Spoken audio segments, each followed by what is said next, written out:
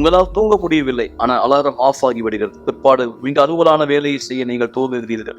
ஏராளமான coffee, energy ட்ரிங்கை உட்கொண்டு அந்த நாளை நீங்கள் கடந்து செல்கிறீர்கள். புத்தி இழந்தவராய் இப்படியாதான் உங்க வாழ்க்கை சென்ற வருடம் முழுவதும் இருந்தது. நாளை உறங்க முடியவில்லை என்பது சாதாரணமான ஒரு விஷயம் அல்ல. இது மாத்திரம் நீங்கள் சந்திக்கிற பிரச்சனைகள் அல்ல.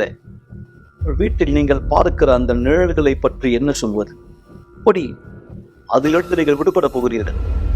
மீண்டும் நேற்று ராத்திரி உடலில் அழுத்தத்தை உணர்ந்தீர்கள், இருக்கப்படுவதை போல உணர்ந்தீர்கள்.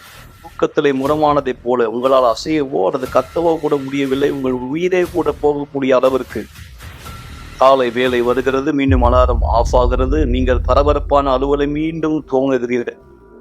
இது பேசுவதற்கு மிக கடினமான ஒரு சூழ்நிலை. இந்த வழக்கமான தொடர்கதை விட்டு வெளியே வர வழி உண்டா? டிவி தானாகவே ஆஃப் ஆகி விடுகிறது. வீட்டில் தனியே இருந்தாலும் கூட யாரோ ஒருத்தர் உங்கள் பொருளை மாற்றி மாற்றி வைக்கிறார்கள். நீங்கள் ஆவிக்குரிய தாக்குதலுக்கு பாதிக்கப்பட்டுகிறீர்கள். இது 5வது தடவை இந்த மாதம் பதற்றத்திற்கான மாத்திரை வாங்க நீங்கள் மருந்து கடைக்கு சென்றது. இந்த மாதத்திலே அதிர்ச்சி தாக்குதலில் இருந்து உங்களை காத்துக் கொள்ளும்படி இறந்து போன குடும்ப ஒருத்தர் உங்களோடு பேசுவதை போன்ற குரல்களை கேட்கலாம். இது இனி உங்கள் வாழ்க்கையாய் ஒருபோதும் இருக்கக்கூடாது. ஒவ்வொரு வெள்ளிக்கிழமையும் எங்களோடு இணையுங்கள். இந்த தொடர் சங்கிலியில் ஆவிக்குரிய அழுத்தத்திலிருந்து விடுபட 282 அண்ணா சாலை, சென்னையில்.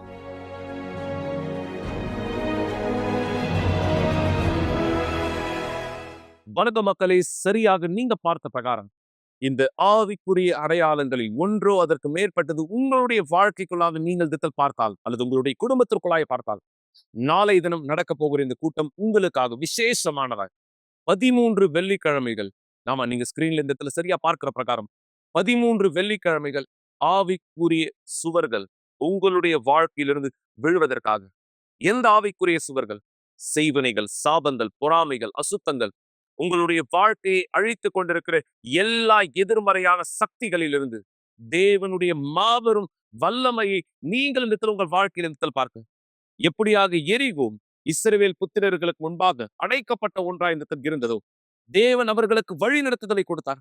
ஆம், தேவன் 13 முறை எரிகோவை சுற்றி வரும்படியாக அவர்களுக்கு இந்த வழி நடத்துதலானதை கொடுத்தார். அதே விசுவாசத்தில் இந்த 13 வெள்ளிக்கிழமைகள் நாம் ஒன்றிணைய போகிறோம். தேவனுடைய அக்கினியிலே உங்களுடைய வாழ்க்கையின் மீது இந்த விடுதலை பெற்றுக்கொள்ள நாளை தினம் சரியாக தொடங்கி 13 வெள்ளிக்கிழமைகள் இந்த விசுவாசத்திலே நீங்க யார் செய்வனையாலே, சாபங்களாலே, பொறாமைகளாலே, அசுத்தங்களாலே பலவிதமான ஆவிக்குரிய பிரச்சனைகளை சந்திக்கிறவரா அல்லது ஆவிக்குரிய பாதிப்புகளை இந்த இடத்துல நீங்க உங்க வாழ்க்கை மீது பார்க்கிறவரா இந்த இருக்கீங்க, உங்களுடைய வாழ்க்கை மாபெரும் விதத்தில் விடுதலையாக்கப்படுவதற்காய் தேவன் கொடுத்திருக்கிற வாய்ப்பு இந்த விசுவாசத்திலே. எதற்காக இந்த ரோஜாவானது நீங்க கொண்டு வரக்கூடிய கூட்டத்திலே உங்களுக்கு நாங்கள் அதை இந்த விளக்குறோம். தேவனுடைய அக்கினியில் இந்த சுத்திகரிப்பு உங்களுடைய வாழ்க்கையின் மீது இந்த நடக்கும்படி, தேவனுடைய விடுதலையை நீங்கள் அவர் நாமத்தை மகிமைப்படுத்தும்படியான சாட்சியா இந்த பெற்றுக்கொள்ள. இது சாத்தியமா? தேவன் விடுதலை செய்வாரா? தேவன் வாழ்க்கையை இந்த மாற்றுவாரா? என்னுடைய வாழ்க்கை இந்த இருளான வாழ்க்கையிலிருந்து விலகி தேவனாலே வெளிச்சத்தில் பிரவேசிக்க முடியுமா? என்னுடைய வியாதிகள் குணமடையுமா? என்னுடைய சாபங்கள் உடையுமா? என் குடும்பம் மாறுமா? என் குடும்பத்தார் மாறுவாங்களா? இப்படியான பல கேள்விகள் உங்களுக்குள்ளாக இருந்தால் நீங்க புரிஞ்சுக்க வேண்டிய ஒரு வார்த்தை, மனுஷனால் இது கூடாது போகலாம், ஆனால் தேவனாலே கூடாதது ஒன்றும் இல்லையே. நீங்க முயற்சி செய்திருக்கலாம், நீங்க பல இடங்களுக்கு சென்றிருக்கலாம், ஆனா இனி வரைக்கும் அப்படியான ஒரு பதிலை பெற்றுக்கொள்ள கவலை இல்லை. இது மனுஷனால செய்யப்பட முடியாம போயிருக்கலாம், ஆனா தேவனாலே முடியாத காரியம் என்ன? தேவன் அதை நிரூபித்திருக்கிறார் என்பதற்கான ஆதாரமாய் நீங்க இந்த நேரம் இந்த சாட்சியத்துல பார்க்க முடியும். நான் விரும்புறேன். மனுஷனால் இந்த முடியாது, மனுஷனுடைய வாயினால் இந்த அறிக்கையிடப்பட்டது. இவர் மரித்து விடுவார், இவர் பிழைப்பதற்கு வாய்ப்பு இல்லை என்று கூட, ஆனா தேவன் உதவி செய்தார். தேவன் இவருக்கு நல்ல ஆரோக்கியத்தை இந்த கொடுத்தார். இன்று இந்த சாட்சிய உங்களுக்கு முன்பாக, நமக்கு முன்பாக இருக்கும்படி சாட்சியை பாருங்கள். இப்பொழுது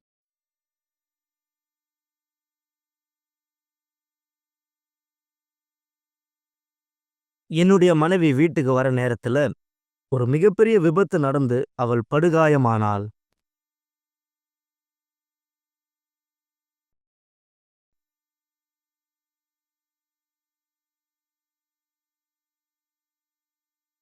14 நிமிஷத்துல வீட்டுக்கு வந்துடுறா அப்படின்னு சொன்னா. 14 நிமிஷம் கடந்துச்சு, வீட்டுக்கு வரல. அப்போ நான் என் மனைவிக்கு ஃபோன் பண்ணேன். யாரோ ஒருத்தர், ஒரு ஆண் ஃபோன் எடுத்து பதில் சொன்னார். எனக்கு ஒரு அதிர்ச்சியா இருந்தது. அவர் சொன்னார், "உன் மனைவி படுத்த படுக்கை ஆயிட்டாங்க." இந்த தகவலை கேட்ட உடனே என் ஆத்துமா ஏதோ ஆனது போல் நேரம் மூச்சு இழுத்து விட்டு சொன்னேன், "அவங்க நீங்க யாருன்னு?" கேட்டாங்க. "நான் அவருடைய கணவன்." நான் அவர்கிட்ட கேட்டேன், "நீங்க யாரு?" "நான் ஒரு பேராமெடிக்." அப்போ அவர் சொன்னார், "உங்க மனைவி ஒரு மோசமான கார் விபத்துல சிக்கிக்கிட்டாங்க. நாங்க அவங்கள மருத்துவமனைக்கு கொண்டு செல்றோம்."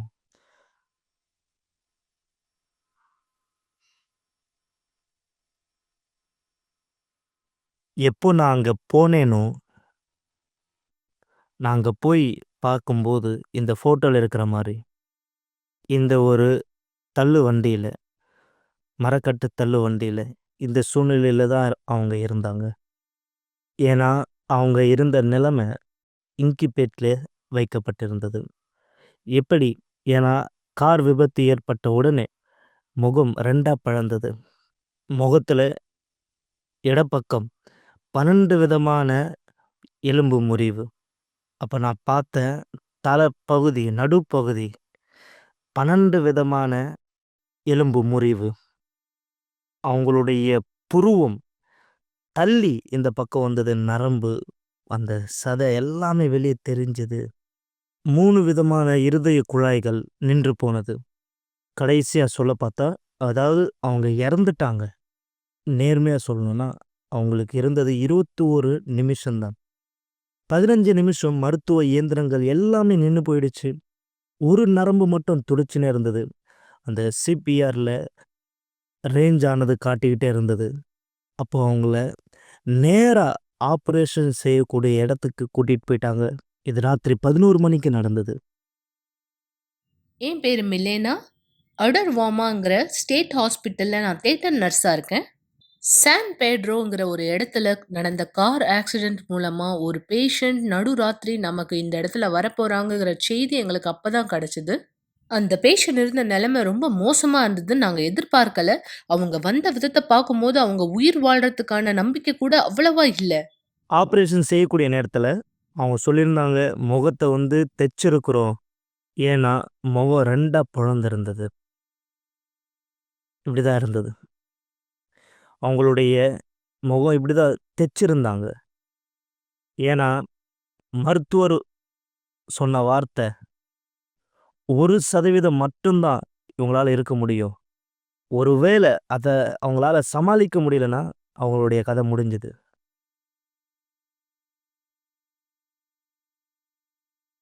எப்போ ஆப்பரேஷன் முடிஞ்சதோ, இப்படியே தான் நான் அவங்கள பார்த்தேன். அங்க போனேன். ஐசியூக்குள்ள. உள்ள போய் பார்க்கும்போது, இது இவங்க தானா என்னால ஞாபகப்படுத்தவே முடியல.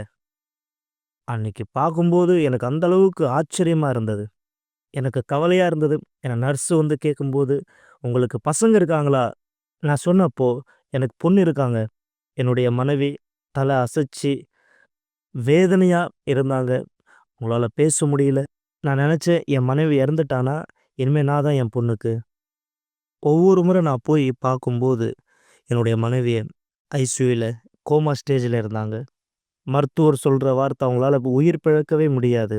நான் பெற்றுக்கொண்ட மருத்துவ ரிப்போர்ட் பார்த்தீங்கன்னா, இங்க சொல்லப்பட்ட பிரகாரம், இந்த பேஷண்ட் ஒரு கார் விபத்தில் சிக்கிக்கொண்டார். ஆகஸ்ட் மாசம் 2021. மிகப்பெரிய படுகாயத்தில் இவர் முகத்தில் காயப்பட்டார்.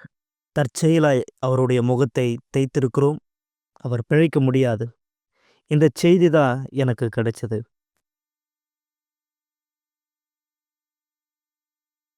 எப்போ நான் என்னுடைய மனைவி அந்த சூழ்நிலையில பார்த்தேனோ, தேவன் என்கிட்ட பேசினார். பீடம் மட்டும் தான் இதை சரி செய்ய இயலும். அந்த வார்த்தை எனக்குள்ள பலமா கேட்டுச்சு. எப்போ விபத்து நடந்ததோ, எல்லாருமே கை விட்டுட்டாங்க. ஆனா என் பீடத்தின் மேல நான் போனேன். நான் கீழ்ப்படிஞ்சேன். அந்த நேரம் தியாகம் கூட நான் இன்னும் ஆயத்தப்படுத்தல. நான் அங்க போனேன் முழு மனதோட, உறுதியா நான் அந்த நேரம் என்னுடைய மனைவியை மாற்ற விரும்புகிறேன். ஏன்னா எந்த அளவுக்கு நான் செலவுகள் செய்திருந்தாலும் இது அவங்கள குணப்படுத்தாது. 1% மட்டுமே தான் அப்படின்னு சொன்னாங்க. நான் நம்பிக்கை விடலை. ஆண்டவருடைய பீடத்தின் மேலே நான் ஏறினேன்.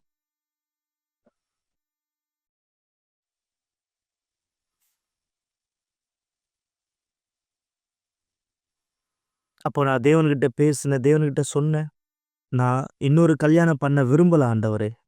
இந்த விபத்து நடக்கிறதுக்கு முன்னாடி எங்களுக்கு திருமணம் ஆகி 27 வருஷம். 2 பசங்க இருந்தாங்க. எப்படி இந்த வாழ்க்கையை நான் விடுறது? நான் இன்னொரு திருமணம் செய்ய விரும்பல. எனக்கு என்னுடைய மனைவி தான் வேணும்னு தீர்மானிச்சேன். அந்த வாரம் நான் தியாகம் செஞ்சேன். அந்த நேரம் என்னுடைய மனைவி இன்னும் கோமால தான் இருந்தாங்க. என்னுடைய மனைவி இன்னும் ஒரு வார்த்தை கூட பேசல. அவங்களால வாயை திறந்து கூட எதுவும் சொல்ல முடியல. கொஞ்ச நாள் கழிச்சு என்ன ஆயிடுச்சுன்னா, அவங்க இருதயம் துடிக்க ஆரம்பிச்சது. என்னுடைய மனைவிக்கு 2 சகோதரர்கள் இருந்தாங்க. அவங்க ஹாஸ்பிட்டல்ல இருந்து பார்த்துக்கிட்டாங்க. அப்போ நான் அவங்கள பார்க்கும்போது ஒரு பதட்டத்தோட ஒரு மாரியா இருந்தாங்க. அப்போ நான் வந்து கேட்டேன், "என்ன நடக்குது? ஏதாவது நீ என்கிட்ட சொல்ல விரும்புறியா?"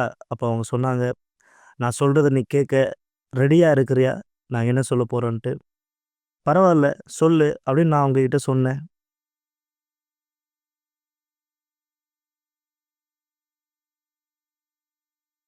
இதுதான் அந்த செய்தி.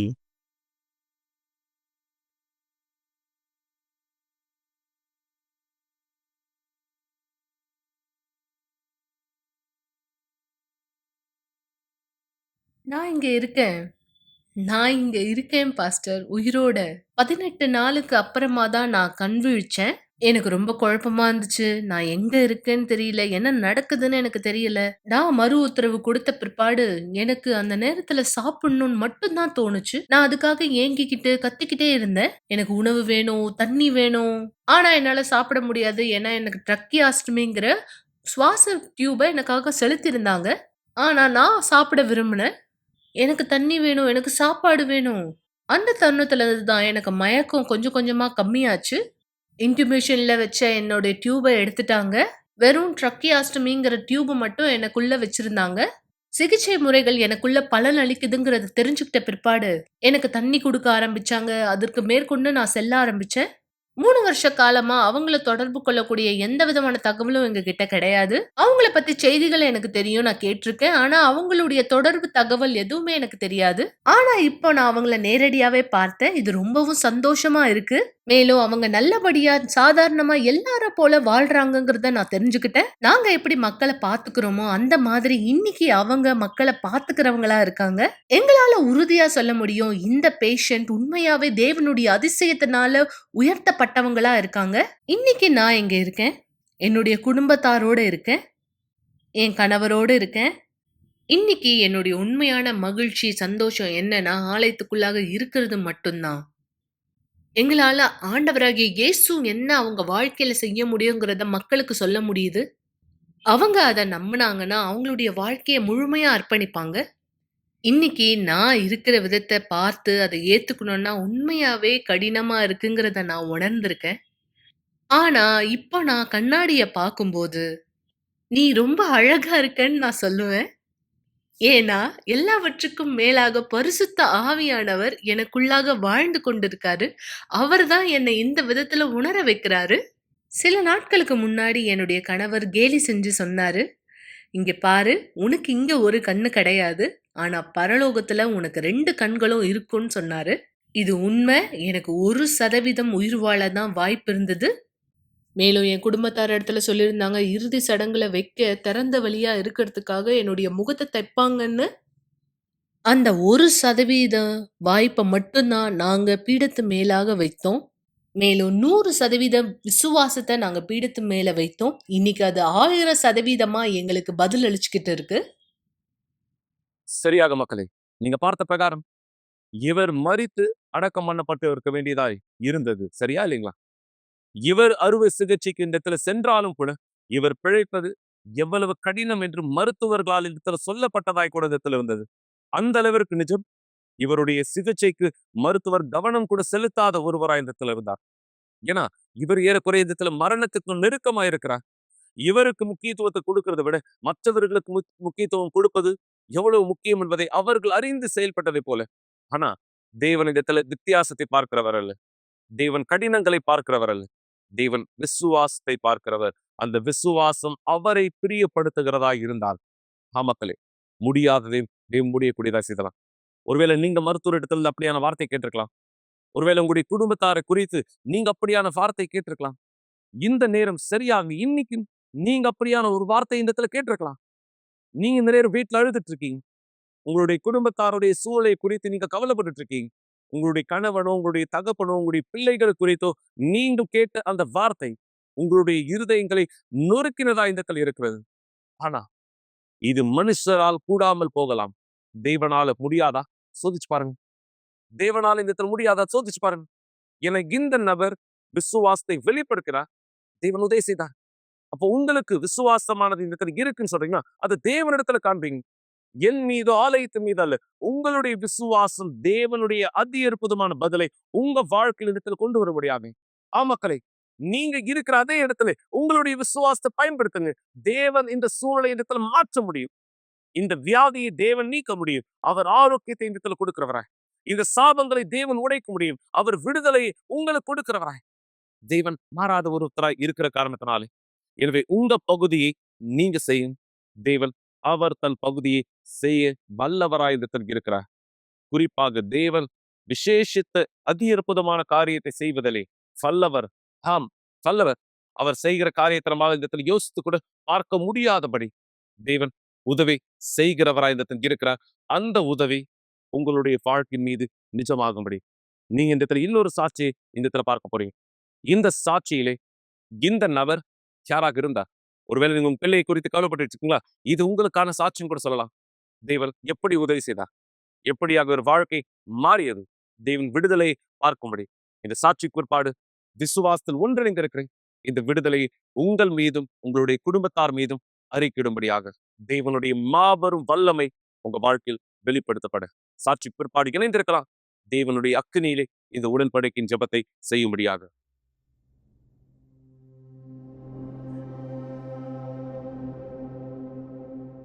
எனக்கு 15 வயசு இருக்கும்போது கெட்ட பழக்கங்கள் நிறைய கற்றுக்கிட்டேன். புகைப்பழக்கம், குடிப்பழக்கம் எல்லாம் இருந்தது. அது மட்டும் இல்லாமல் எனக்கு 16 வயசு வரும்போது நான் கஞ்சா கடத்தலில் இணையக்கூடியவனாக இருந்தேன். அலகோஸ் மசையோ என்ற இடத்துல எனக்கு 2 வயசு இருக்கும்போது என்னுடைய அப்பா என்னை விட்டுட்டு போயிட்டாரு. அங்கே தான் என்னுடைய அம்மா ரொம்ப கஷ்டப்பட்டாங்க. எங்களுக்கு சிறு வயதாக இருந்ததப்போ, எனக்கு 10 வயசு வந்தப்போ என்னுடைய அப்பா மேலே எனக்கு கோபம், கசப்பு. ஒரு தடவையாவது பார்த்தோன்னா அவரை கொலை பண்ணிடலான்ற ஒரு வெறி. இதனால தான் நான் வீதியில் நிறைய பசங்களை தெரிஞ்சுக்கிட்டேன், குடிக்க ஆரம்பித்தேன், கெட்ட பழக்கத்துக்கு அடிமையானேன். பிற்பாடு 16 வயசு ஆன பிற்பாடு நான் கஞ்சா அடிக்கிறதுனுடைய கடத்தலில் நான் ஈடுபட ஆரம்பித்தேன். கஞ்சா கடத்தல் அந்த கும்பலோடு நான் சேர்ந்து இருந்தேன். அங்கே அவங்க கூட சேர்ந்து நிறைய கெட்ட பழக்கத்தினுடைய அனுபவத்தை அங்கே தான் நான் கற்றுக்கிட்டேன். இந்த தொழிலினுடைய பாஸ் எப்போ இறந்தாரோ, அந்த கடத்தல் கும்பலில் நான் இருந்ததுனால அந்த பாஸுடைய இடத்தின் மீது எனக்கு ஆசை வந்தது. எப்போ நான் அவருடைய இடத்துல வந்தேனோ, இந்த கஞ்சா கடத்தலினுடைய இதில் எல்லாத்தையும் நான் கற்றுக்க ஆரம்பித்தேன். இந்த கடத்தலில் சில பேரை நான் நேசித்தவங்கள விட வேண்டியதாக இருந்தது. ஏன்னா இந்த கடத்தல் கும்பலில் சில போராட்டங்கள், நிறைய யுத்தங்கள் வரும். நிறைய இந்த மாதிரி திருட்டு வேலை நிறைய செய்வேன். நான் ஒரு முதலாளியாக இருக்கணுன்றதுக்காக கையில் ஏதாவது பொருள் இருந்தால் காரை உடைச்சி இந்த மாதிரி போலீஸ் கேஸ் கூட ஆயிருக்கு. அது மட்டும் இல்லாமல் இந்த கடத்தல் காரியத்தில் இன்னும் நிறைய இந்த உலகத்தில் அனுபவத்தை பெறணும் அப்படின்ற ஒரு எண்ணம் இருந்தது. இந்த திருட்டு காரியத்துலேயும் அதாவது நிறைய விஷயம் செய்யணும்னு நினச்சா அங்கேயும் சில நண்பர்கள் கூட்டு சேர்ந்தாங்க. அவங்க கூட சேர்ந்து இன்னும் மோசமாயிட்டேன். நிறைய கஞ்சா பொருட்களை நான் சேர்த்து வச்சுருந்தேன். இதனால் என் கூட கன்னோடு நான் சுற்ற வேண்டியதாக இருந்தது. இந்த கடத்தலில் நிறைய டீல் செய்யும் பொழுது எனக்கு கையிலையும் விலா எலும்புலையும் குண்டு தொலைஞ்சிருக்கு. 2 குண்டு. எப்போது நாங்கள் ஓடிக்கிட்டே இருந்தோமோ அந்த நேரம் எங்களுக்கு பின்னாடி அவங்களும் தொடர்ந்து ஓடி வந்துக்கிட்டே இருந்தாங்க. அந்த நேரம் நான் ஓடி வந்த ஒரு இடத்துல, ஆனால் அது ஆலயம்ன்றது அப்போ எனக்கு தெரியாது. அங்கே வழிபாட்டு நடந்துக்கிட்டே இருக்குது. அந்த வழிபாட்டில் அப்படியே கீழே விழுந்தேன். எல்லாருக்குமே ஒரு பதற்றமாயிடுச்சு. அங்கே போயிட்டு கதவு மூடின உடனே பின்னாடி இப்படி திரும்பி பார்த்த உடனே அங்கே ஒரு பெரிய ஒரு உருவம் மாதிரி, ஒரு கருப்பாக ஒரு நிழலாக பெருசாக, முகம் கூட தெரியல, முகம் இல்லை. நான் இப்படி கண்ணை வச்சு இப்படி திரும்பி பார்த்தேன். எனக்குள்ள ஒரு தடுமாற்றம், ஒரு மோசமா இருந்தது. எனக்குள்ள ஒரு தோல்வியான எண்ணம், ஒரு எண்ணம் அதாவது இது ஏதாவது ஒரு நபரா, யாராவது இருப்பாங்களா அப்படின்னு சொல்லிட்டு நான் பேசலான்னு சொல்லிட்டு பார்த்தா, என்னுடைய எண்ணத்தில இந்த மாரி பேசலான்ற ஒரு எண்ணம், அப்பதான் அத நான் புரிஞ்சுகிட்ட ஒரு அசுத்த ஆவி.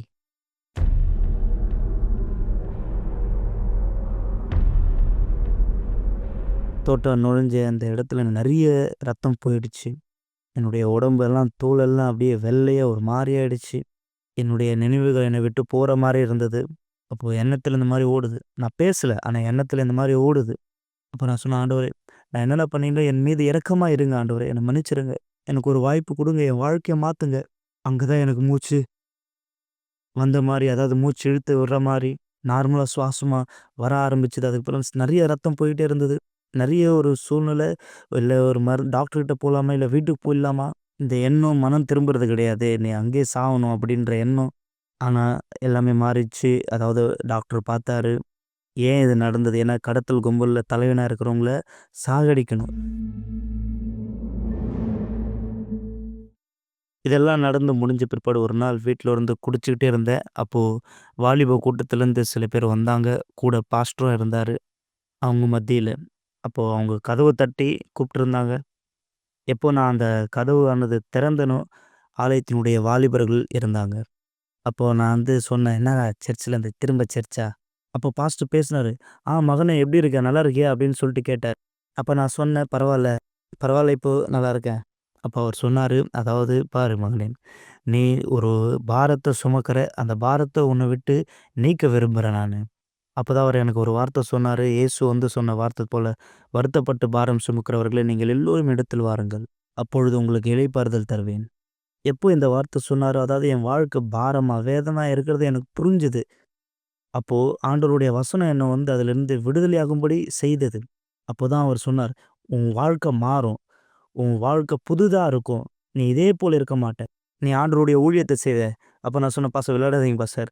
அவர் திரும்ப அதுதான் சொன்னாரு. "இல்ல பாஸ்டர், நீங்க விளையாடாதீங்க பாஸ்டர்" அப்படின்னேன். "நீ ஒரு நாள் செவ்வாய்க்கிழமையில வா" அப்படின்னு சொல்லி கூப்பிட்டாரு. என்னால அங்கெல்லாம் வர முடியாது பாஸ்டர். ஏன்னா, தெற்கேல இருக்கவங்க தான் என்ன சாகடிக்கணும்னு பார்க்குறாங்க.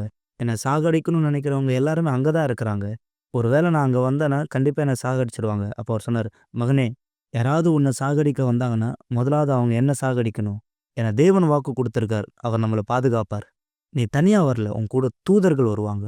எப்போ நான் சர்ச்சுக்கு வந்தேனோ, 2 பைக்ல மொத்தம் 4 பேர் வந்தாங்க. அப்போ என் கண்ண எடுத்து இப்படி பார்த்தேன். என்னடா வந்துட்டாங்களே! அப்ப சொன்னேன், "பாஸ்டர், இவங்க தான் என்ன சாகடிக்க போறதுக்காக வந்தாங்க." அப்போ அவர் சொன்னார், "நீ உள்ள வந்துரு." நான் அப்போ சர்ச்சுக்குள்ள வந்தேன். ஆலயத்தினுடைய துணையாளர்கள் எல்லாரும் வாசல்ல வந்து நின்னாங்க. ஆலயத்தினுடைய வாசல். அவங்க எல்லாரும் ஜெபம் பண்ணிட்டே இருக்காங்க. பாஸ்டர் போயிட்டு ஆல்டர் மேல ஜெபம் பண்றதுக்காக போயிட்டாரு. அப்போ அவர் அங்கிருந்து சொன்ன ஒவ்வொரு வார்த்தையும் எனக்கு ஏத்ததா இருந்தது. எல்லாமே எப்படி என் வாழ்க்கையில நடக்கிறது எல்லாமே அவர் சொல்றாரு. எப்படி நடக்குது இது எல்லாமே? எப்படி சாத்தியம்? அப்படின்னு நான் யோசிச்சேன். அப்ப நான் ஆண்டவர்கிட்ட சொன்னேன், "ஆண்டவரே, இப்ப நான் மீட்டிங் முடிச்சுட்டு நான் போறேன். கூட்டம் முடிச்சுட்டு போம்போது, அந்த பசங்க அந்த இடத்துல இருந்தாங்கன்னா, ஒருவேளை அவங்க என்ன சாகடிக்கல, அங்கேருந்து போயிட்டாங்கன்னா, நான் உண்மையா உனக்கு ஊழியம் பண்றேன் ஆண்டவரே." அங்க தான் நான் உண்மையாவே மனம் திரும்புனேன். உண்மையாவே ஆண்டவர்கிட்ட வந்து நான் மனம் திரும்புனேன். அந்த நாள் ஆண்டவருடைய வார்த்தை என்ன தொட்டது. உண்மையா நான் மனம் திரும்பணுன்ட்டு. அப்போ கதவு திறந்து அங்க போய் பார்த்தா, இன்னும் 6 பேரு கூட வந்தாங்க. கையில ஆயுதத்தோட நான் எப்போ சர்ச்ச விட்டு வெளிய வருவேன்னு காத்திருந்தாங்க. அங்க உள்ள ஒரு அம்மா, லேவியருடைய அம்மா உள்ள இருந்தாங்க. நான் ஜெபம் பண்றத பார்த்தாங்க. உண்மையா மனம் திரும்புறத பார்த்தாங்க. அங்க இருக்க அவங்க பையன்கிட்ட போய் சொல்லியிருக்காங்க. அதாவது, "இவன் வந்து உண்மையாவே மனம் மாறிட்டான். தன் வாழ்க்கைய ஆண்டவர்கிட்ட குடுத்துட்டான் இவன்" அப்படின்னு சொல்லியிருந்தாங்க. அவன் உள்ள உட்கார்ந்து அழுது ஜெபம் பண்றது, மனம் திரும்புறத நான் பார்த்தேன். உண்மையாவே வாழ்க்கை மாறிடும் அப்படின்னு சொன்னாங்க. அது மட்டும் இல்லாம ஒரு நாள் எனக்கு இந்த வெள்ளிக்கிழமை, புதன், வெள்ளி இந்த மாரிலாம் ஃபோன் கால் வந்தது. கடத்தல் கும்பலோட பேச்சுவார்த்தைக்கு கூப்பிட்டுருந்தாங்க. "இது போதும். இதோட நிறுத்திக்கலாம். சாவுக்கு சாவு, மரணத்துக்கு மரணம். இது போதும். இனிமே வேணாம்." அப்ப அந்த கும்பல் எல்லாருமே நின்னு இருந்தாங்க. நான் சொன்னேன், "பார், நான் வந்து இனிமேலும் இந்த வந்து கஞ்சா அடிக்கிறது, இந்த கெட்ட பழக்கத்துக்கு, இந்த தவறான செய்கள், இந்த கடத்தல்ல நான் எதுவுமே ஈடுபட மாட்டேன். எல்லாத்தையும் நான் விட்டுட்டேன். நான் ஆலயத்துக்கு போக ஆரம்பிச்சுட்டேன்." முன்னாடி போகும்போது ஆலயத்துக்கு ஒரு நடுக்கமா, பயமா இருக்கும். ஆனா எப்போ இந்த ஒரு பேச்சுவார்த்தை முடிஞ்சதோ, எனக்கு ஒரு சமாதானம் கிடைச்ச மாரி இருந்தது. சமாதானத்தோட நான் ஆலயத்துக்கு போனேன். அப்ப பாஸ்டர் வந்து ஜெபம் பண்ணதுக்கு கூப்பிட்டாரு ஆலயத்துல. அங்க இருந்த எல்லா கடத்தல் கும்பல் இருந்த எல்லாருக்கும் ஒண்ணு சேர்ந்து நாங்க ஜெபம் பண்ணோம்.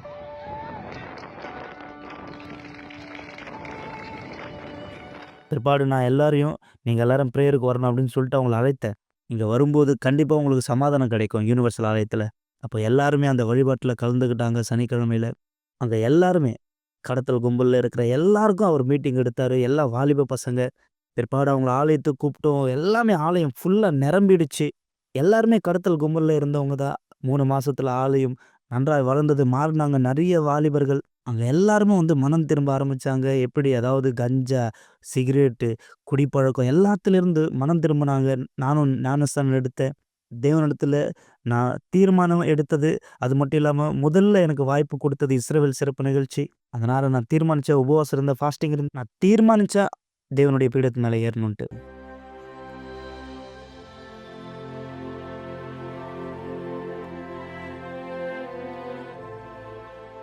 எப்போ தேவனுடைய பீடத்து மேலே என்னுடைய தியாகத்தை அர்ப்பணிச்சேனோ, பீடத்தை விட்டு இறங்கி வரும்போது தீர்மானித்தேன். அந்த உறுதி எனக்குள்ளாக இருந்தது. அது மட்டும் இல்லாமல் நான் இரவு ஜெபத்தில் கலந்துக்கிட்டு ஆண்டவரை தேடினேன். முழு இருதயத்தோடு ஆண்டவரை தேடினேன். ஆண்டவரை அந்த அளவுக்கு முழு மனதோடு தேடினேன். எனக்குள்ளாக ஒரு ஆனந்தம், சொல்ல முடியாத அந்த சந்தோஷம் அழ ஆரம்பித்தேன். அன்னிலிருந்து என் மனசுக்குள்ளே ஒரு ஒரு ஒரு வாஞ்சை ஆண்டவருக்காக. அப்போ அந்த உறுதியான வார்த்தை, நான் பரிசுத்தாவி, நான் உன் தகப்பனா இருக்கிறேன், உன் கூட இருக்கிறேன். அன்னையிலிருந்து நான் தேர்ந்தெடுக்கப்பட்டவனா இருந்தேன். ஆத்துமாவை காப்பாற்றக்கூடியவனா மாறினேன். அங்கேருந்து தான் இன்னும் ஆண்டவருக்காக அதிகமாக ஊழியம் பண்ண ஆரம்பித்தேன். ஒவ்வொருத்தர்கிட்ட போய் சொல்ல ஆரம்பித்தேன். எனக்குள்ளே இருக்கக்கூடிய இந்த ஆவியை பற்றி, பரிசுத்த ஆவியை பற்றி சொல்ல விரும்பினேன். இனிமேல் நான் நிறைய ஆத்துமாவை காப்பாற்ற போகிறேன். என் வாழ்க்கை ஆண்டவர்கிட்ட கொடுத்துட்டேன் நான். பிற்பாடு என்னுடைய மனைவியை நான் அறிஞ்சேன். இன்னைக்கு திருமணம் நடந்திருக்கு. தேவன் எனக்கு ஏற்ற துணையை கொடுத்தார். நான் நேசிக்கக்கூடியவள், மிகவும் பலமானவள் விசுவாசத்தில். இன்னைக்கு தேவன் விசுவாசத்தில் இன்னைக்கு சந்தோஷமாக நான் இருக்கேன். என் வாழ்க்கை எந்த அளவுக்கு தேவன் மாற்றினார். தேவனுக்காக என்ன செய்ய போகிறேன்னு தெரியல. ஒரு நாள் நான் என்னுடைய மனைவிக்கிட்ட சொல்லியிருந்தேன், இது போல் எனக்குள்ளாக இன்னும் நிறைய ஆத்துமாவை காப்பாற்றணுன்ற ஒரு எண்ணம் இருக்குது. ஆண்டவருடைய பீடத்திற்கு போகலாமா அப்படின்னு சொல்லிட்டு நான் கேட்டேன். வா போகலாம், உன் கூட நான் இருப்பேன் அப்படின்னு சொன்னான். அப்போ எங்ககிட்ட இருந்த எல்லாத்தையும் எடுத்தோம். எங்ககிட்ட எல்லாத்தையும் எடுத்து எல்லாத்தையும் விற்றுட்டு, சரி வா போகலாம், ஆண்டவருடைய ஊழியத்துக்காக செய்யலாம். இனிமேல் இந்த வாழ்க்கை என்னுடையது கிடையாது. இது ஆண்டவர் கொடுத்த வாழ்க்கை. ஆண்டவருக்காக நான் கொடுக்குறேன். ஆண்டவர் எதுக்கு இன்னைக்கு வச்சிருக்கார், எதுக்கு எனக்கு கல்யாணம் பண்ணி வச்சார், எதுக்கு எல்லாமே செஞ்சார். இன்னும் ஊழியம் பண்ணி ஆத்மாவை காப்பாற்ற போகிறேன்னா, இன்னைக்கு இங்கே இருக்கிறேன்னா தேவனுடைய ஊழியக்காரனா, தேவன் ஒருவர் தான் காரணம்.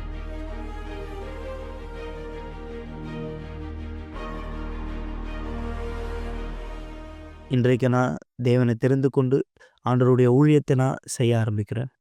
ஒரு காப்பகம்லேருந்து வந்தேன்னா, ஒரு கஞ்சா பழக்கத்துக்கு, போதை பழக்கத்துக்கு அடிமையாகி இருந்தேன்னா, என்னை மாற்றி ஊழியக்காரனா தேவன் நிற்க வச்சிருக்கார். இன்னைக்கு நாங்கள் ஆசீர்வாதமாக இருக்கிறோம். ஆண்டவருடைய பீடத்தில் தொடர்ந்து ஊழியம் செய்கிறோம்.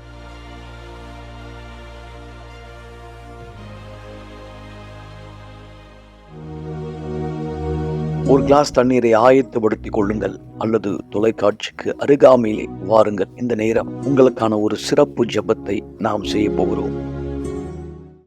ஆண்டவராகியும் இயேசுவே, என் தேவாவியானவரே, இந்த நபர் எந்த சூழ்நிலையை அல்லது எந்த விதமான வார்த்தையை இந்த நேரத்தில் கேட்டிருக்கிறார். ஒருவேளை என் தேவன் இது முடியாது, இது நடக்காது, இது மாறாது, உன் குடும்பத்தாரை இந்த பார்ப்பது கடைசி, சில நேரங்கள், சில நிமிடங்கள், சில நாட்கள் என்று இந்த பல எதிர்மறையான வார்த்தை இவர் கேட்டிருக்கலாம். என் தேவனை, மனுஷரால் இது கூடாத காரியமானதா இடத்துல இருக்கலாம். தேவனே, உம்மால் கூடாத காரியம் இடத்துக்கு என்ன? எனவேதான் தேவனை, ஆண்டவராகிய இயேசுவை யாரெல்லாம் இந்த நேரம் விசுவாசத்தில் இந்த ஜெபத்தில் என்னோடு கூட இணைந்தவராய் இவர்களது வாழ்க்கைக்கான ஒரு அதி அற்புதமான பதிலை இந்த கேட்கிறாராம். என் தேவனை, இதோ உம்முடைய அதிகாரத்தோடு நான் என் கரங்களை இவர்களை நோக்கி உயர்த்துகிறேன். என் தேவனை, உம்முடைய சித்தம் இந்த மக்கள் வாழ்க்கை மீது இந்த நிறைவேற்றப்படும்படி யார் குணமாக்குதலுக்காய் விரும்புகிறாரோ, இது உம்முடைய சித்தமாய் இந்த இருந்தால் இந்த குணமாக்குதலை பெறட்டும். யார் விடுதலையை பார்க்க விரும்புகிறாரோ, இது உம்முடைய சித்தமானதாய் இந்த விடுதலை இவர் பெறட்டும். யார் மரணத்தை ஜெயிக்க முடியா கூட என் தேவனை, ஆண்டவராகிய இயேசுவை விசுவாசத்தை பயன்படுத்த விரும்புகிறாரோ, இந்த மரணத்தினுடைய செய்தியை கூட இவர்கள் ஜெயிக்க உம்முடைய அதிகாரத்தினாலே என் தேவனை, ஆண்டவராகிய இயேசுவை, இது உம் சித்தமாய் இருந்தால் அது நடக்கட்டும். இந்த விடுதலையை, குணமாக்கலை, ஆசீர்வாதத்தை இவர்கள் மீதும் இவருடைய குடும்பத்தார் மீதும் கட்டடுகிறேன். எல்லா சாபங்களுக்கு விடுதலையாக்கப்பட்டு உம்முடைய முழு சுத்திகரிப்பை இவர்கள் தங்கள் வாழ்க்கையில் பெற்றுக் கொள்ளட்டும். இந்த நபருடைய வாழ்க்கை வழியை, இவருடைய செயலை, இவர் திட்டத்தை, என் தேவனுடைய கணவரை, இவருடைய பிள்ளைகளை, இவருடைய குடும்பத்தாரை எல்லோரையும் கைகளில் படைக்கிறேன். ரட்சிப்பிலே இந்த முழு வாழ்க்கையின் குடும்பமும் ஆசீர்வதிக்கப்படட்டும். எங்கள் தேவனும் சர்வ வல்லவருமாய் இருக்கிற ஆண்டவராக இயேசு கிறிஸ்துவின் பெயரால் பரிசுத்தாவியானவரே ஆமென். தேவன் உங்களுக்கு உதவி செய்வார். அவர் வார்த்தைக்கு நீங்கள் கவனமாய் செவி கொடுத்தால் அவர் சித்தம் உங்கள் வாழ்க்கையில் நிறைவேற்றும். நாளை மாலை 7 மணிக்கு தவற விடாதீர்கள். இந்த உதவி எண்களுக்கு எங்களை தொடர்பு கொள்ளலாம். ஆலயத்தின் கூட்டத்தையும் நீங்கள் இந்த இடத்தில் எது உங்களுக்கு நெருக்கமான ஆலயம் என்பதை தெரிந்து கொள்ளும்படியாக விசுவாசத்திலே நாளை ஒன்றிணைந்திருங்கள் மக்களே. தேவன் உங்களை ஆசீர்வதிப்பாராக.